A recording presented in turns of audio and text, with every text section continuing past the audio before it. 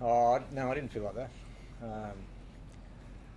I thought the first half, obviously did some good things, that we defended really well.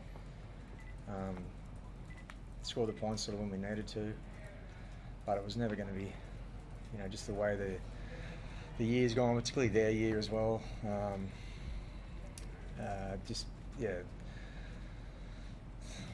It was. I didn't feel like we were in control of the whole game. No, I thought the second half we were, generally speaking, I thought we were on the back foot quite a bit, and then just couldn't kind of those little moments you need just to get some extra possession or just sort of going their way, which kind of happens when they looked like they'd been all feeling the tank, to be honest. So yeah, disappointing result, but we were in there swinging all the way to the end, and but ultimately, not quite good enough. So that one tank, Ivan, do you feel the boys were gassed towards the end there? Like, it's been a big year and a really big final series. We definitely looked in the second half. We looked, fatigued. They were obviously coming home and coming hard, and there were some little moments there where, you get back-to-back sets where that seemed to happen a lot. And then when we got we did defend and when we got the ball back, we just didn't seem to have, we couldn't do enough where, it was just sort of, we're under pressure again. So anyway, that's how I felt. How fatigued you were, Ivan? How pivotal was that Category 1 call on Scott Sorensen, because they put you one down on your bench? Yeah, well, it's a huge call, especially when he passes HIA. So I don't know. Tough one. It makes life a bit harder, sure. Can you stories through that? Like, what actually happened? So he was ruled Category 1 and he went to the sheds, and you guys, do you think he was Category 1? Or? Yeah, but you still do the test, and he passed. Yeah, right. And it's been an amazing reign you've had for so long. How does it feel that it's over now? What's over? Well, I guess the 4-time premiers, the dynasty you've had. It's been an amazing run. Thank you. I'd like to think there's more in us. Obviously, I'm not going to win it this year, but we definitely showed a fair bit to fight back from a poor start, that's its own story, but doesn't need to be told today. But probably some lessons in there, and but ultimately just not quite good enough this year. But I feel like we got some real strides with some young guys this year, and the core of our team's going to still be there next year, and hopefully they use this feeling, which we haven't had for a while, to spur us on into next year. Is that how it's going to feel for you, do you think, Nathan? You've had an amazing run, it's been extraordinary, but is this going to be a bit of fire in the belly going forward, and you'll come back bigger and better?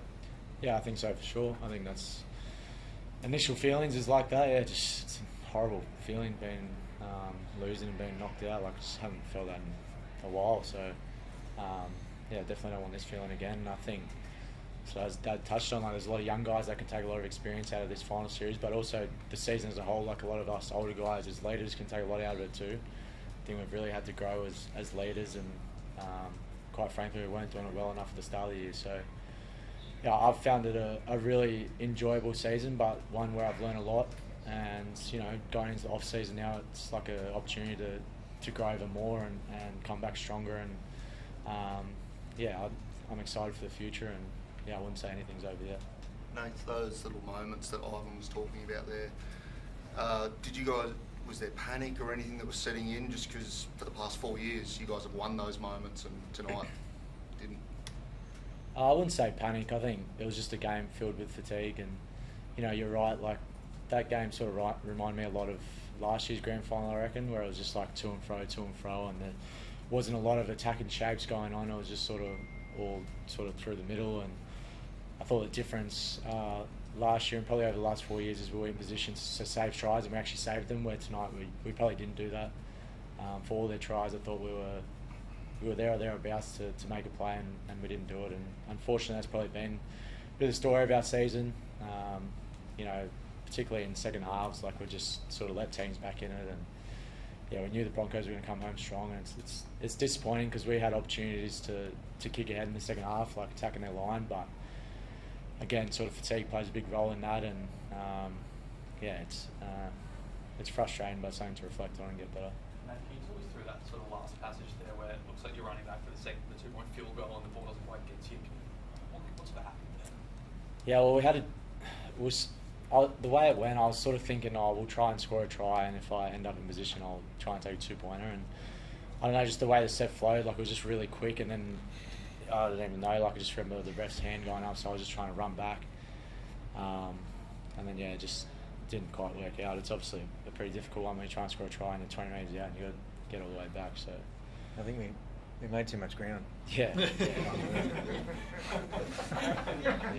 Nathan, worn blue how- jersey in this field, and you know what it's like at Origin time. But that crowd, that's one of the most loudest crowds I've ever heard. What was it like for you guys out there? Is that really one of the most intimidating finals crowds you've had?